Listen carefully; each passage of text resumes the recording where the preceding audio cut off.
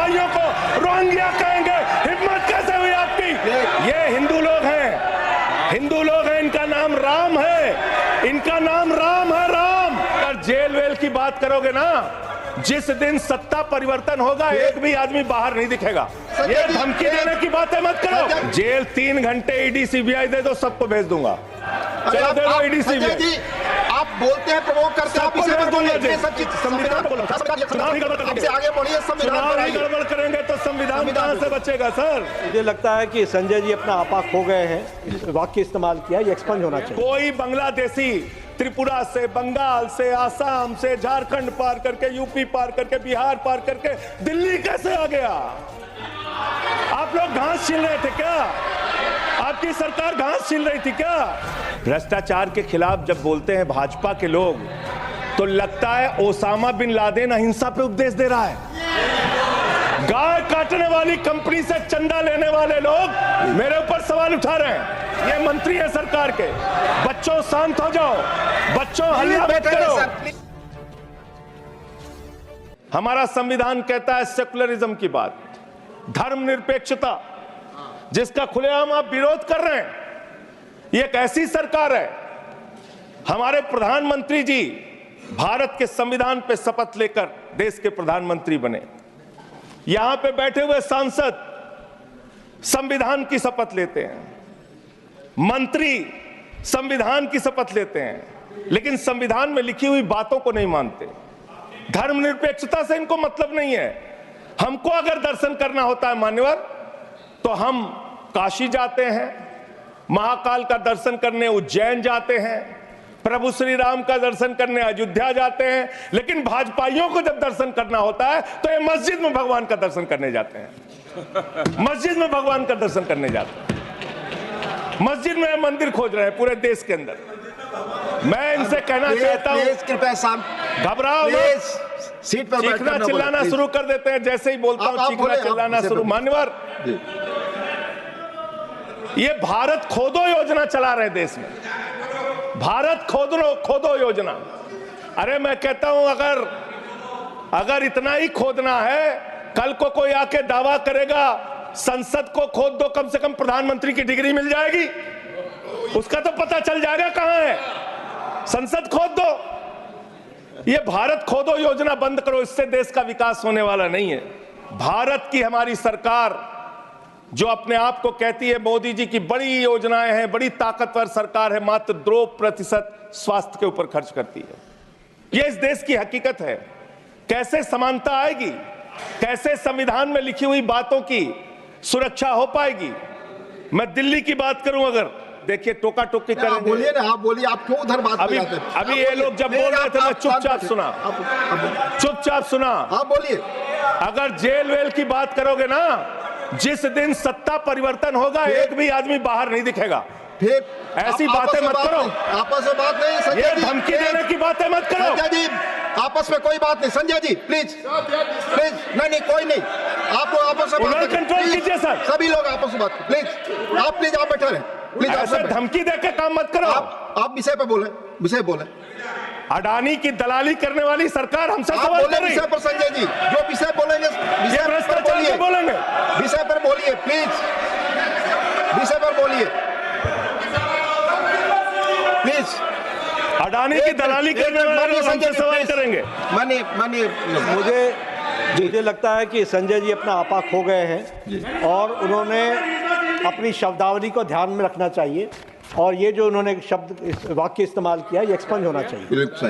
Please आप बोलिए, please बैठ सर। बोलिए, मैं दिल्ली के काम बता रहा हूँ। आप दिल्ली का काम बताइए। आपस में दिल्ली की सरकार ने क्या किया है संविधान की रक्षा के लिए? टीका टिप्पणी ना करें। दिल्ली जिस राज्य से मैं चुना गया हूँ, आपसे भी कर रहे हैं, उस राज्य में क्या काम हो रहा है? क्या ये देश, इनको दर्द क्यों हो रहा है? प्लीज विषय संविधान पर चर्चा, तकलीफ क्यों हो रही है? संविधान पे चर्चा है, हर सदस्य से इनको तकलीफ क्यों हो रही है? हर चीज। जेल 3 घंटे ईडी सीबीआई दे दो, सबको भेज दूंगा। चलो दे दो ईडी सीबीआई। आप बोलते हैं, प्रवोक करते हैं, आप इसे पर बोलिए। ये सब चीजें नहीं जाएंगी, ये सब चीजें नहीं जाएंगी रिकॉर्ड पे। प्लीज वो बोल रहे हैं जेल क्यों आपस में बात न करें, आप बोले संविधान पर, आप प्रोग्राम को आपस में बात न करें प्लीज। आप इस तरह टिप्पणी नहीं कर सकते माननीय सदस्यों पर। वो चीजें रिकॉर्ड में नहीं जाएंगी। इस तरह की टिप्पणी सदस्यों पर एक दूसरे पर करना, प्लीज। तो सर आप बोलिए। ये लोग भ्रष्टाचार के खिलाफ जब बोलते हैं, भ्रष्टाचार के खिलाफ जब बोलते हैं भाजपा के लोग, तो लगता है ओसामा बिन लादेन अहिंसा पे उपदेश दे रहा है। ये भ्रष्टाचार के खिलाफ बोलेंगे। 3,02,000 करोड़ रुपए का ठेका इन लोगों ने इलेक्टोरल बॉन्ड के नाम पे लिया सर। 3,02,000 करोड़ रुपए का ठेका इन लोगों ने इलेक्टोरल बॉन्ड के नाम पे बोलिए दिया है। विषय पर प्लीज सर, विषय पर बोलिए सर। जो आप मालूम है कि विषय पर बोले, गाय काटने वाली कंपनी से चंदा लेने वाले लोग मेरे ऊपर सवाल उठा रहे हैं। आपस में बात नहीं, गाय काटने वाली कंपनी से चंदा लेने वाले लोग। प्लीज ये मंत्री का आचरण है। दिल्ली की सरकार को क्यों नहीं चलने देते? हमारे सारे काम पे रोक क्यों लगाते हैं आप? आपने सबसे बेहतरीन देश की काम करने वाली सरकार, एक ऐसी सरकार, जब अमेरिका के राष्ट्रपति की पत्नी हिंदुस्तान आई तो मोदी जी ने पूरे देश का हवाला दिया।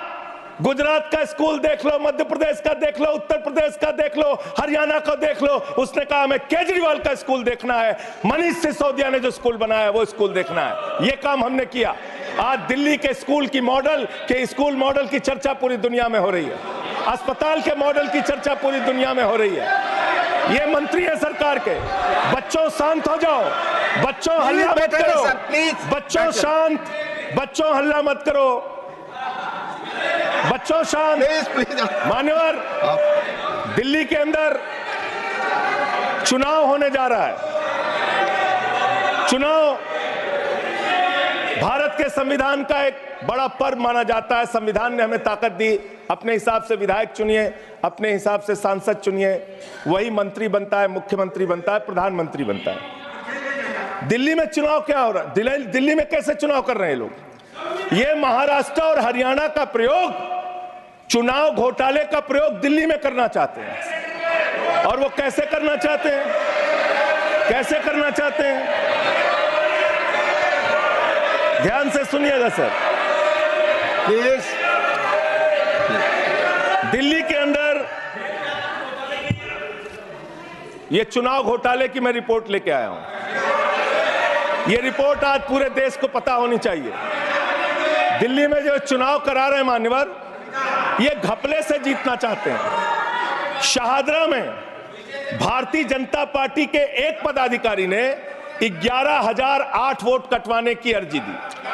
जनकपुरी में भारतीय जनता पार्टी के 24 कार्यकर्ताओं ने 4,874 वोट कटवाने की अर्जी दी। तुगलकाबाद में भारतीय जनता पार्टी के 15 कार्यकर्ता ने 2,435 वोट कटवाने की अर्जी दी। मानिए, आप संविधान पर क्या चुनाव के बारे में बोलना गलत है? आप बैठे प्लीज। क्या संविधान के अंतर्गत चुनाव नहीं होता सर? आप बोले सर, चुनाव के बारे में बोलना गलत है। हाँ, तो ये आप गायब।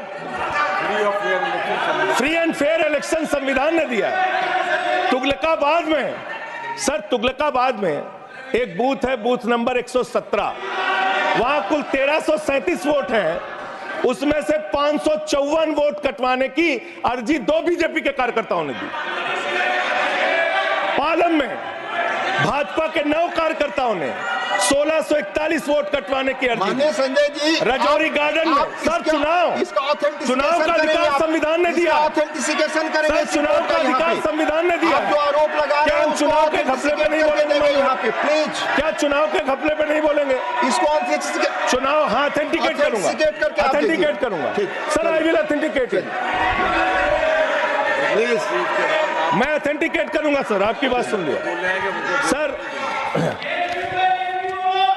हरिनगर में आप बैठ जाए जगह पे अपनी। हरिनगर में भारतीय जनता पार्टी के 4 कार्यकर्ताओं ने 637 वोट कटवाने का आवेदन दिया।